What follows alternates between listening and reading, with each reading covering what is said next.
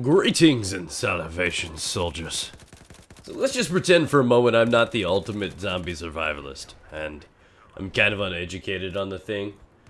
Just imagine what the world would be like if zombies took over. So, we're always thinking about what we do to survive, right? It's always preparation. You know what I mean? We're always like, what's my route gonna be? What am I gonna pack? We become women all of a sudden. Did you ever realize that? It's like, oh, should I take these shoes? Should I take this clock? It's kind of what comes down. We're always worried about the preparation, the build-up, the how to do, what to do when it happens. But never what do we do when it's already there. You know, we're always worried about whether or not we make it or not, instead of focusing on what the fuck we do when we're there. And I started thinking we're people, we have needs. And just because it's the end of the world doesn't mean I'm going to stop doing cool things, or I'm not going to do things that I was not able to do before. End of the world, guess what? Pinball machines and arcades are still awesome.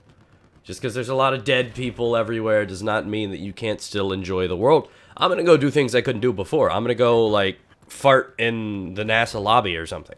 I couldn't do that before. I couldn't. So it's like all kinds of cool things you could do before, and people are always so worried about everybody dying and losing loved ones and stuff, which is so freaking stupid. But people don't always worry about this, and I was talking to a friend the other day, and I asked him a legit question. I said, hey, would you fuck a zombie? Yeah, no, that was a legit question. That wasn't even like me joking question. And he had to think about it, and he was like, And we had this long, deep conversation on whether or not we should do it. I mean, he was like, what if I get zombies? And I'm like, it's okay, though. It's fine. No one's going to care. It's like, who's going to judge you? But it's like, I don't know. So we started talking, and then we came up with this idea that if you know, this was some of these things were inspired by Walking Dead, because the whole thought is afraid of being alone. But if you're alone, you can just do all kinds of things. You don't have to worry about saving other people's lives. And truth is, you know, you just peek out your window and just all of a sudden the music starts. Who's that lady? Zombie lady. You know, you're like, oh, what's up? You know, you find your soulless mate. And you're like looking at the zombie and you find some little chick. And what do you do? And we all had this idea that you go, for those that watch Walking Dead, you go take some of Michonne's strategies. And her strategy in the thing, which kind of deprives them of their hunger and takes away exactly what a zombie's nature is she basically curb stomps them or cuts off their jaw so they can't eat, so, you know, they slowly die over time without whatever they need. And she takes off their arms, and she just walks them around. They walk around, so they can't grab, they can't bite, they can't do anything. They're useless. They are useless. So then we kind of stumbled into the territory of, we both agreed that we would do it, because at the end of the world, you're either going to make a makeshift female Pinocchio, or you're going to have to settle for the rosy palm. And in the end, I guess it's worth it. I mean, we all have needs. You can have some kind of, you know, undead thing going on. You know what I mean? But to me, it actually sounded more appealing than the living. And I'll tell you why. We started talking about it. So we're going to take the whole Michonne strategy. What we were going to do is we're going to take away the mouth. You're going to cut off the arms and cut off the legs. That's right, ladies and gentlemen. Zombie amputees.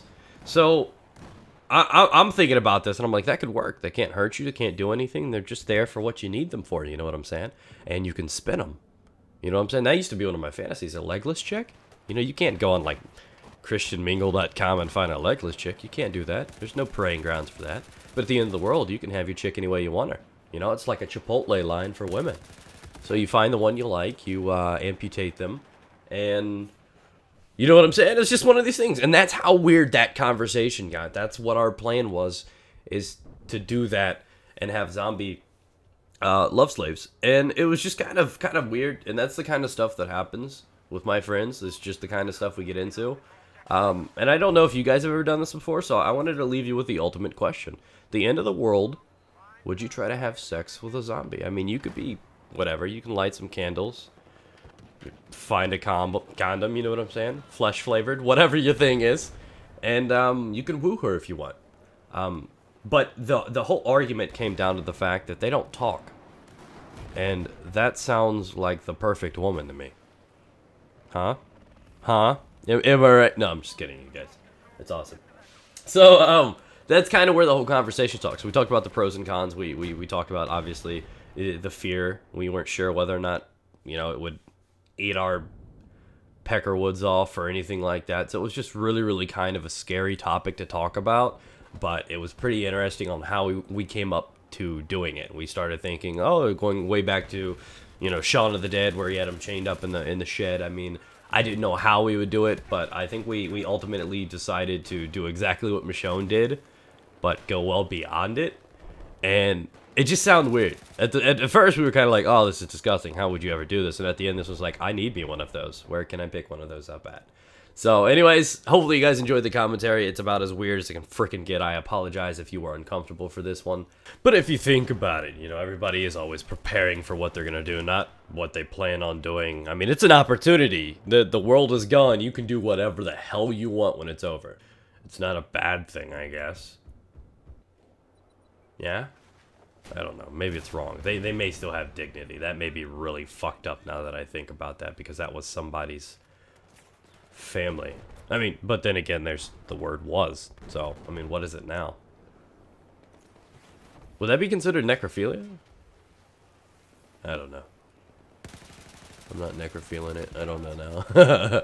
Anyways, have a good day, guys. Yeah, see, I think out loud sometimes. That's what happens. I'll leave that in there for you guys.